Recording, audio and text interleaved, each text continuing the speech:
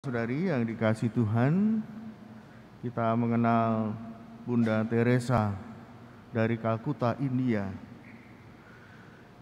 Bunda Teresa merawat ribuan orang yang terlantar, yang kelaparan, yang ditinggalkan oleh keluarganya. Bahkan banyak dari mereka juga sudah ditinggalkan oleh keluarga dan tidak mendapatkan perhatian. Jadi setiap hari memberi makan banyak orang. Ada yang ditampung di rumah-rumah sosial atau rumah-rumah perawatan yang didirikan oleh Ibu Teresa atau Bunda Teresa, dan juga ada yang di rumah-rumah, ada keluarga yang masih merawat mereka. Hal yang luar biasa. Tidak menyangka bahwa Bunda Teresa orang yang sangat sederhana, bahkan orangnya juga kecil, orangnya juga lemah karena banyak mati raga, dan juga banyak melayani orang. Namun bisa merawat, bisa mendampingi, bisa menguatkan, memberikan hiburan harapan kepada begitu banyak orang. Bapak, Ibu, saudara-saudari, hal itu diawali dari merawat, mendampingi 1-2 orang. Hal yang besar itu dimulai dari hal yang kecil. Merawat ribuan orang dimulai dari 1-2 orang. Dengan ketekunan akhirnya menarik perhatian banyak orang. Bagaimana Bunda Teresa bisa memberi makan begitu banyak orang, merawat, mengobati.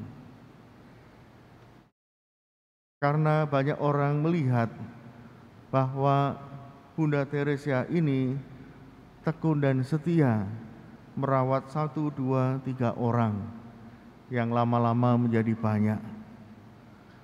Bukan untuk mencari hiburan atau pekerjaan, tapi Bunda Teresa konsisten bahwa dia mau mencurahkan hidupnya, mulai mau merawat banyak orang, mulai dari merawat sedikit orang. Dan melihat hal itu, akhirnya orang-orang, terutama orang Kristiani dan bahkan banyak yang bukan Kristiani, ikut membantu, ikut mengulurkan tangan. Ada yang menjadi donatur, ada yang menjadi volunteer, sukarelawan, dan akhirnya justru panggilan untuk menjadi suster seperti Bunda Teresa itu menjadi daya tarik tersendiri, sehingga jumlah pengikutnya, para suster yang masuk dalam kongregasi Bunda Teresa ini menjadi banyak jumlahnya. Ibu, bapak, saudara-saudari yang dikasihi Tuhan, semua bermula dari hal yang kecil, hal yang sederhana dilakukan dengan tekun, dengan konsisten.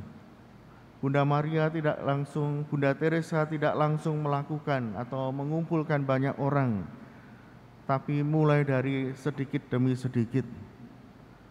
Dan itu membuat dia tetap bertahan, membuat dia konsisten untuk terus-menerus menolong orang, membantu mereka yang ditinggalkan, yang sakit, yang menderita.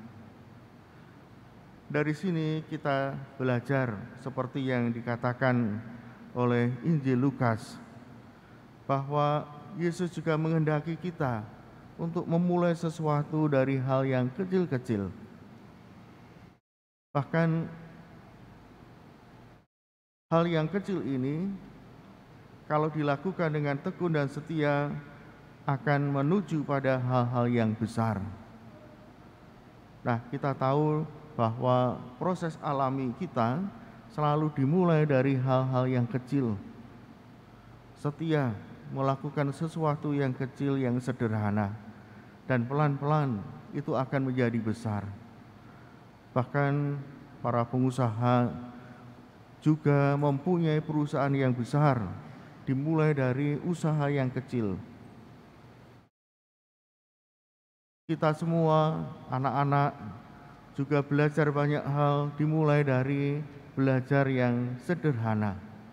Pelan-pelan akan menjadi banyak yang dipelajari. Nah, ini adalah pemahaman yang harus kita pegang.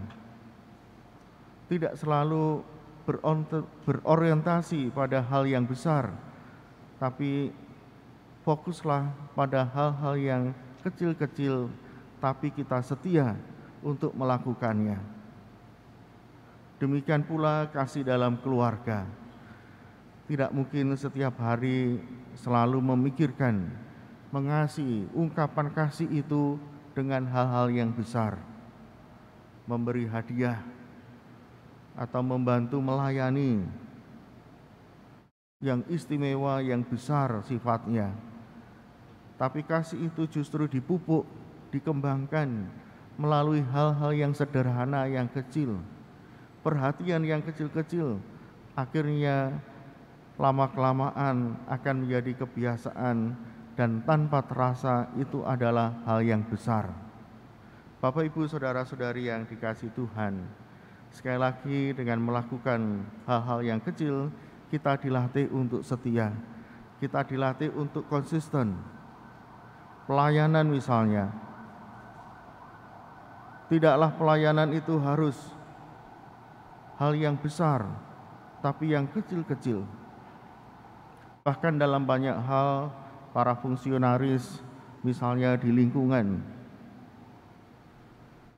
tidak selalu menunggu pelayanan yang besar-besar atau kegiatan yang besar-besar. Justru kebanyakan yang dilakukan adalah melayani hal yang kecil-kecil. Ada warga yang sakit dikunjungi, ada warga yang kesulitan dibantu,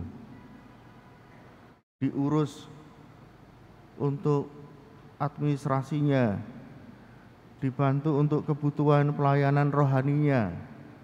Yang sakit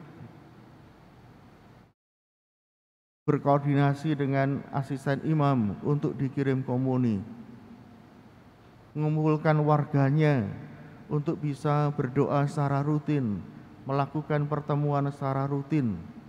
Nah, ini hal-hal yang kecil yang sederhana.